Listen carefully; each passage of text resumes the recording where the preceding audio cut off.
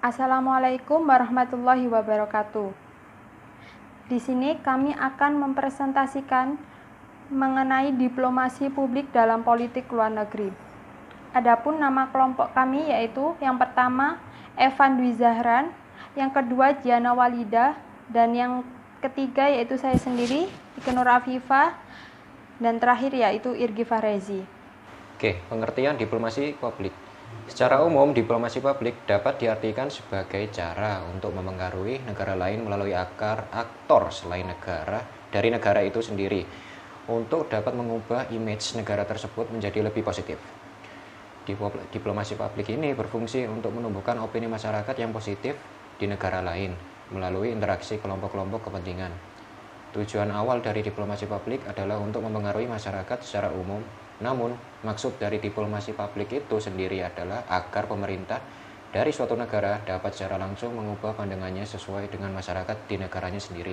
Oke, selanjutnya pengertian diplomasi publik menurut para ahli. Yang pertama yaitu Jen Melisson mendefinisikan diplomasi publik sebagai usaha untuk memengaruhi orang atau organisasi di luar negaranya dengan cara yang positif sehingga dapat mengubah cara pandang orang tersebut terhadap sebuah negaranya.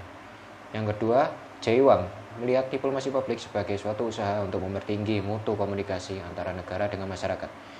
Yang ketiga, Touch dan Gouvia yang dikutip oleh Jay Wang dimaknai sebagai suatu usaha untuk mempertinggi mutu komunikasi antara negara dengan masyarakat yang bertujuan untuk memberikan pemahaman atas negara, sikap, institusi, budaya, kepentingan nasional, dan kebijakan-kebijakan yang diambil oleh negara. Selanjutnya saya akan menjelaskan mengenai fungsi diplomasi.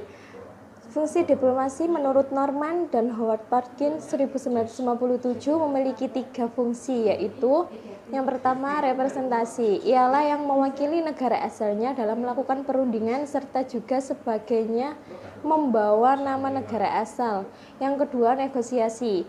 Negosiasi ialah yang melakukan negosiasi dengan negara lain berhubungan dengan permasalahan negara asal. Yang selanjutnya, ketiga, reporting ialah yang melindungi negara serta warganya yang ada di tanah asing. Ruang lingkup diplomasi. Diplomasi ini berhubungan erat dengan kegiatan atau aktivitas politik luar negeri atau hubungan internasional dengan negara lain yang mempunyai tujuan untuk membicarakan berbagai macam hal yang berhubungan dengan kepentingan negara yang bekerja sama. Dengan adanya diplomasi ini, maka perbedaan dan permasalahan itu dapat terselesaikan dan juga bisa menjamin kepentingan negara-negara dengan melalui negosiasi antar negara. Strategi komunikasi dalam diplomasi. Di era informasi, pendapat masyarakat dapat secara efektif mempengaruhi tindakan pemerintah. Dengan begitu, diplomasi publik termasuk mengoptimalkan aktivitas komunikasi, yaitu mengumpulkan, mengelola, dan menyebarkan informasi demi kepentingan negara. Seperti yang telah dikatakan oleh mantan Menteri Luar Negeri A.S. George Shuttle, bahwa bahan baku diplomasi adalah informasi, bagaimana memperolehnya, menganalisis, dan menempatkannya dalam sebuah sistem. Teknik komunikasi dalam diplomasi. 1. Listening. Listening merupakan sebuah usaha yang dilakukan oleh negara dalam upaya untuk mempengaruhi masyarakat internasional dengan cara mengumpulkan dan menyusun data. 2. Advokasi. Advokasi adalah upaya negara untuk memberitahukan kebijakan, ide-ide dan kepentingan yang telah dibentuk oleh sebuah negara kepada masyarakat internasional. 3. Kultural diplomasi.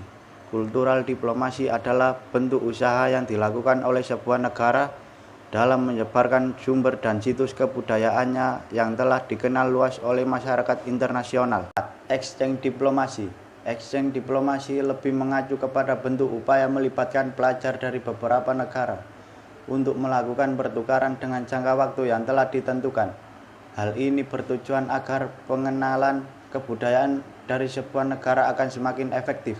5. International broadcasting merupakan sebuah upaya yang dengan memanfaatkan teknologi melalui penggunaan radio, televisi, media cetak, dan juga internet untuk dapat mempengaruhi masyarakat internasional secara tidak langsung.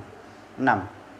Psychological warfare merupakan Aktivitas keenam dari diplomasi publik ini merupakan cara yang dilakukan pemerintah suatu negara dalam mempengaruhi negara lain dalam masa peperangan. Sekian Presentasi Dari Kelompok kami, terima kasih.